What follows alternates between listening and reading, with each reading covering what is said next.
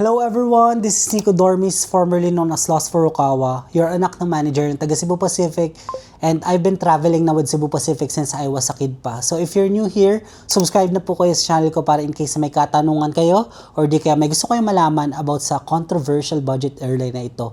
Don't worry, I will try to address your concerns po. And by the way guys, kapag pala na-reach na natin ang 10,000 subscribers, tayo ay magpapag-giveaway na ng GoPro Hero camera. Kaya abangan nyo yan guys, and join na rin pala kayo sa ating Instagram channel for more updates. Yun lang, tara, balik na tayo sa ating video. Welcome back again to another YouTube vlog, and for today's vlog guys, tayo ay pupunta naman sa Itaewon Class filming location. So kung kanina, ang pinuntahan natin is Lovely Runner shooting locations, ngayon Itaewon Class naman kasi magkakadikit lang siya guys dun sa ating hostel. So nakakatuwa kasi ma-explore naman natin ang Itaewon Class filming locations na kung kanina sobrang happy ako na malibot ko yung Lovely Runner shooting locations din sa Suwon, 'di ba? So kung hindi nyo pa napapanood yan guys, ilalagay ko dyan sa screen para makita nyo yung vlog natin sa Suwon. Panoorin nyo guys, and super saya ko sa vlog na yun. Nung pagka-uwi natin sa Itaewon, ang ginawa ko is nag-freshen up lang tayo, and also naka-idlip tayo kasi nag-charge din tayo ng gadget guys. So ngayon, nagising tayo, ito 9 PM na dito sa Seoul, South Korea. Talagang ganun talaga, napapagod tayo. So hindi fit yung itinerary natin kung pagsisiksikan lang din talaga lahat. Kailangan din natin ng pahinga. So kapag gagawa kayo ng itinerary guys, dapat make sure na meron din kayong pahinga. So hindi dapat mawala yan. So ang pupuntahan pala natin ngayon is yung Old Danbam, which is yung original Danbam guys, 'di ba? So meron pang Coolbam, so sana open pa yung Coolbam. Pero yung Coolbam naman, ito naman talaga yung pinaka-original na Danbam from the author. Kasi tatlong Danbam yan. Yung isa yung sa author, which is yung Coolbam. Yung isa yung Old Danbam, which is yung dito sa may Itaewon lang din. Tapos yung isa is nasa Haebangchon area. So hindi na natin mapupuntahan guys yung Haebangchon area kasi medyo gabi na rin. Medyo risky na if ever na doon pa ako pumunta kasi medyo mountainish na yun yung pupuntahan natin. Kakapusin na tayo ng oras, and yung bus dito is hindi 24 hours, tandaan nyo yan. So I think umaabot lang ng 12 to 1 AM. Grabe, napakabilis ng oras dito sa Korea. Kanina umaga lang, ngayon tingnan nyo, diba magti 10 PM na, and wala tayong magagawa, ganun talaga. And isa pa sa napansin ko guys dito, habang nagfe-film tayo kanina is 6 PM pa lang, lubog na yung araw, pero ang sikat ng araw nila is 8 AM. So kung napansin nyo naman sa mga una kong vlogs dito sa Korea, nabanggit ko na yung G Guest House is isa yon sa filming locations ng Itaewon Class. Idudulo na lang natin siya para yun na yung finale natin. Yung may daanan ba dito? Ay oo, may daanan naman. So ngayon papunta na ako sa Noksapyong Footbridge, which is dun si Park Seri nakabahan ako guys kasi medyo madilim yung daan dito sa Korea. Alam mo, uso pa naman yung mga Diyos ko, uso pa naman dito yung mga ganung istorya. Anyway, ayan, may mga ilaw pa rin. Tingnan nyo guys yung dinadaanan natin ngayon.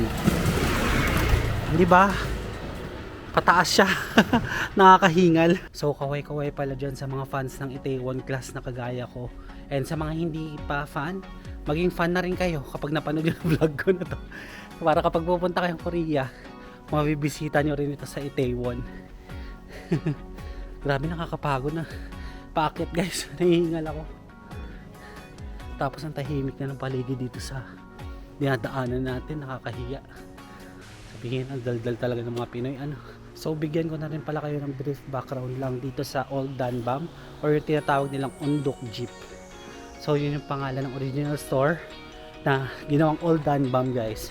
So itong Old Danbam is napaka-memorable kay Park Seri kasi 7 years. Imagine 7 years hata bago niya binilt ito. Tapos guys, dun siya kumuha or humugot ng lakas ng loob para magawa yung Old Danbam or yung Ondok Jeep na store, which is motivating din. Malapit na guys yung pupuntahan natin. So tatawid muna tayo dito. Buti na lang guys, binabawi natin sa pagkain ng Anli kanina. So kada gutom natin, Anli pork barbecue. Tapos lakad ulit dito sa Korea. Ito na, malapit na. Ay, ang ganda dito guys, oh. mga mini pub. Hopucha. So yun yung name. Hala, saan na? Teka lang guys. Saan yung pupuntahan natin? So lumampas pala tayo guys. Lakad ulit tayo pabalik. Diba nakakalito yung mga bahay dito? Paano kasi guys, halos same lang din yung design. Sana wag naman nire-renovate din, ano? Halos lahat na lang ng shooting locations na pinupuntahan natin parang halos nire-renovate na. Kasi matatagal ng taon, diba? So may mga bagong drama na umusbong. Finally guys, katabi lang pala ng GS25. Ito na yung Danbam. Bakit sarado siya? Bakit sarado ang Danbam ngayon? Ano na bang nangyari dito sa Danbam guys?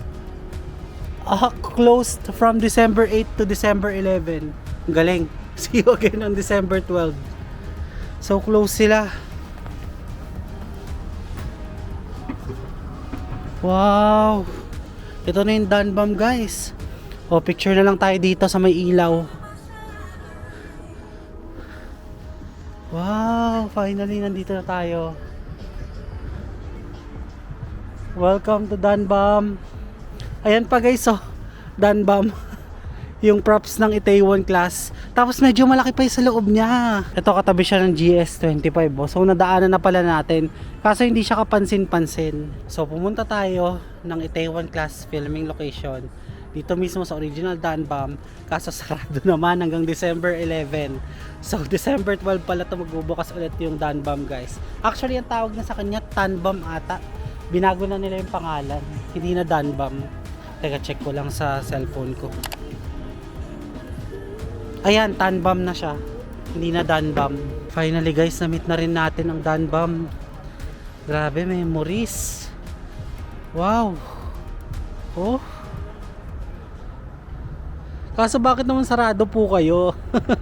Pakibuksan po para sa akin. Joke lang. Guys, may CCTV kada filming locations.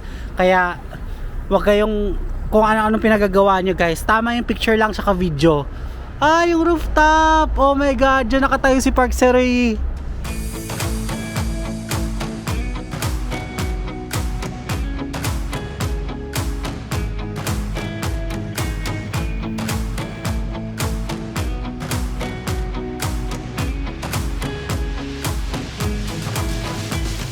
So nagpaalam na ako guys sa Old Danbam.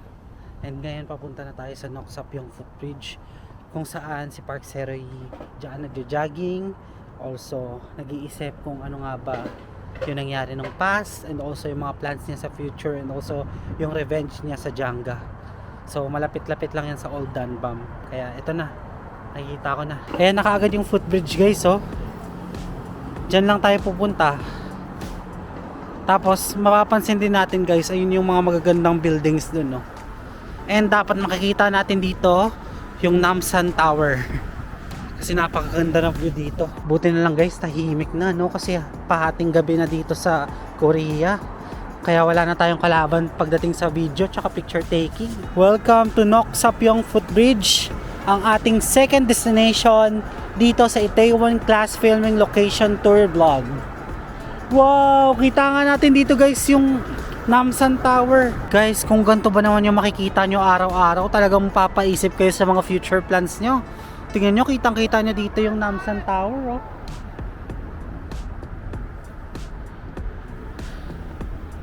Yan. Ganda guys ng view. Talagang dito si Park Seroy. Yan, dito siya kinukuhaan, banda. Tapos dyan siya, kung makikita nyo, nagja-jogging papunta dito. Grabe, memories, bring back memories talaga guys. Thank you Itaewon Class. I love you Itaewon.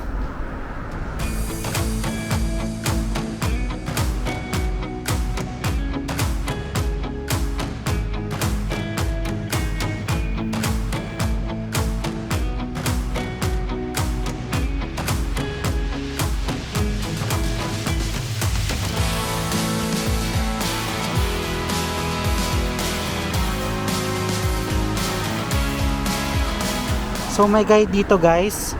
Merong Namsan Seoul Tower AR Photo Zone. Tapos ayan Meron din ganito. Tatry natin yan mamaya. Scan natin yung QR code. So pagka-scan, siguro maririnig natin yung OST ng Itaewon Class ano. So i-scan natin guys gamit yung phone. Try natin. Ano mangyayari. Kaso wala namang internet. Teka lang. Open natin internet.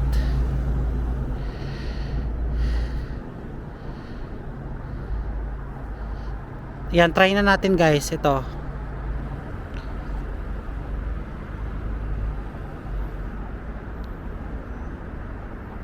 English.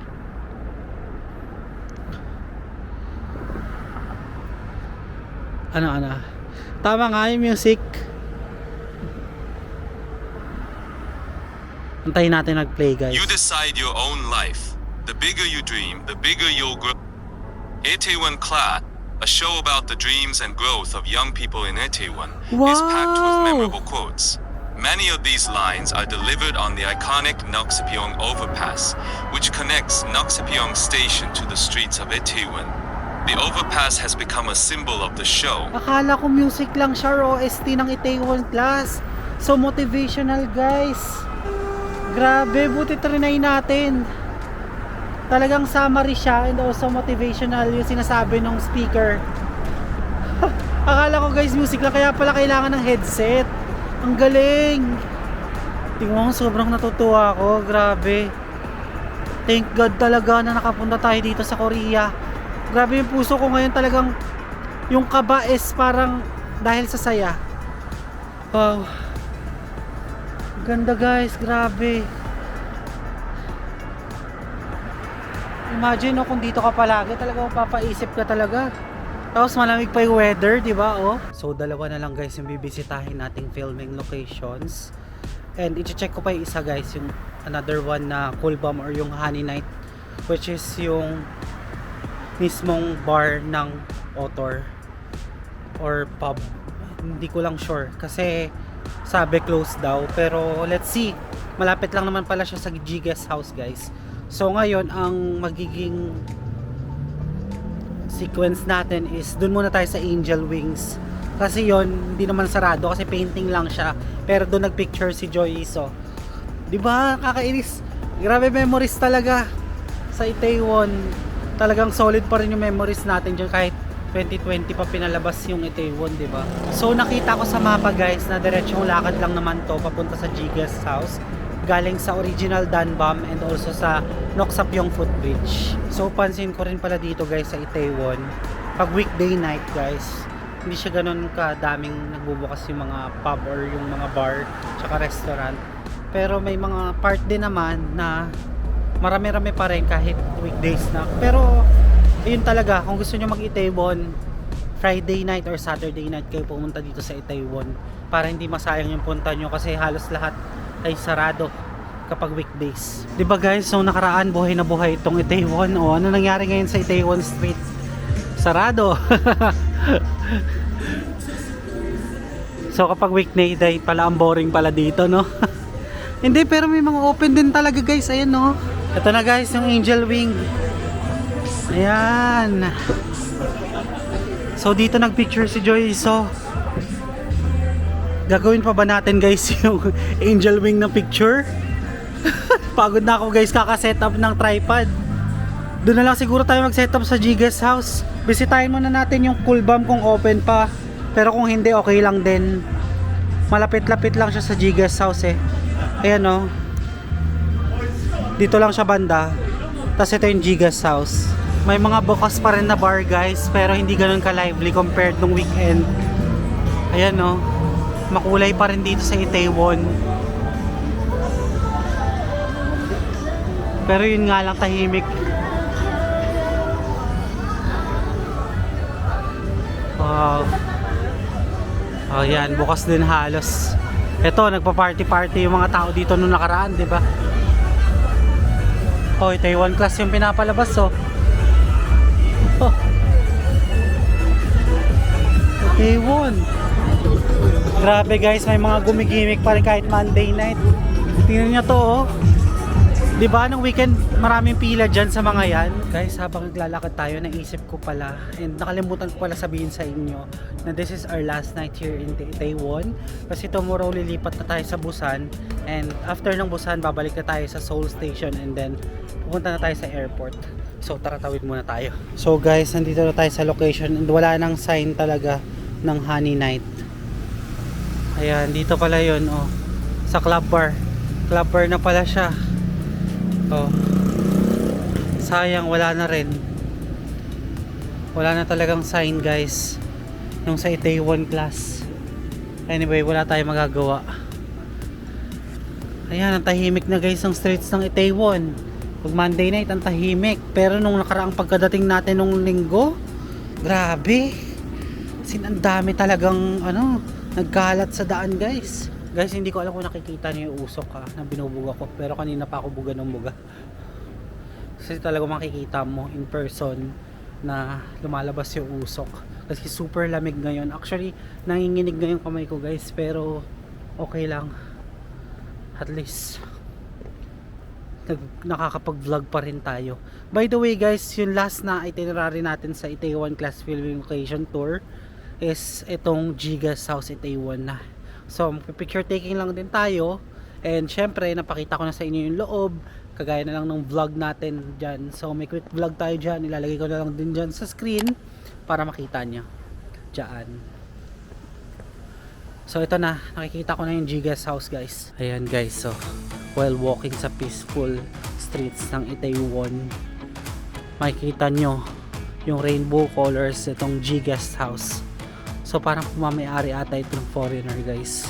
Kasi mostly yung mga nakakausap ko sa reception is puro foreigner or Americans. Actually ako foreigner din maituturing dito sa Korea. So nasanay lang din tayo sa term. Pero yan, magpipicture taking na lang tayo dyan. By the way, guys, ang brief background pala dito sa Itaewon is dito naglakad si Jang Gun-soo. Dito siya tumira before siya bumalik sa Jangga and naging psycho. Ayan, nabigyan ko kayo ng brief information about dito sa Gigas House. So si Jang Gun-soo is yung anak ng kalaban ni Park Se-ri sa Itaewon Class. So guys, magsiset up na lang ako ng tripod and mag-picture taking na lang tayo dito. Gagawa ako ng reels.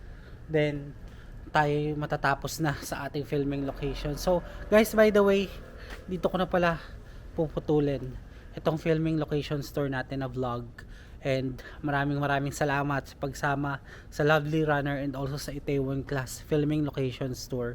So sana ay nag-enjoy kayo kahit puro sarado na. Actually ako kasi as a fan, talagang basta mapuntahan ko, solid na sa akin yon. Bonus na lang talaga, guys, yung iba dito sa Korea. Talagang super happy ako na nakapunta ako dito sa Korea. And yun lang, bad news kasi tayo uwi na naman bukas pa Manila. Ay, Diyos ko, sana makabalik tayo, guys, kaagad. Kasi namimiss ko tong Korea. Marami pa akong hindi nagagala sa shooting locations ng Lovely Runner. Ano pa, marami pa tayong pinapanood na K-drama, guys, di ba? So mga nakapila pa na pupuntahan natin or babalikan natin dito. So kung nagustuhan niyo itong video na to, guys, don't forget to follow me on Facebook page and Instagram at Nico Dormis. And if you want to do business or sponsorship with me, you can email me at lostfurukawa19@gmail.com. And guys, don't forget to hit like, subscribe, and notification bell para updated kayo sa mga bagong Korea vlogs ko pa.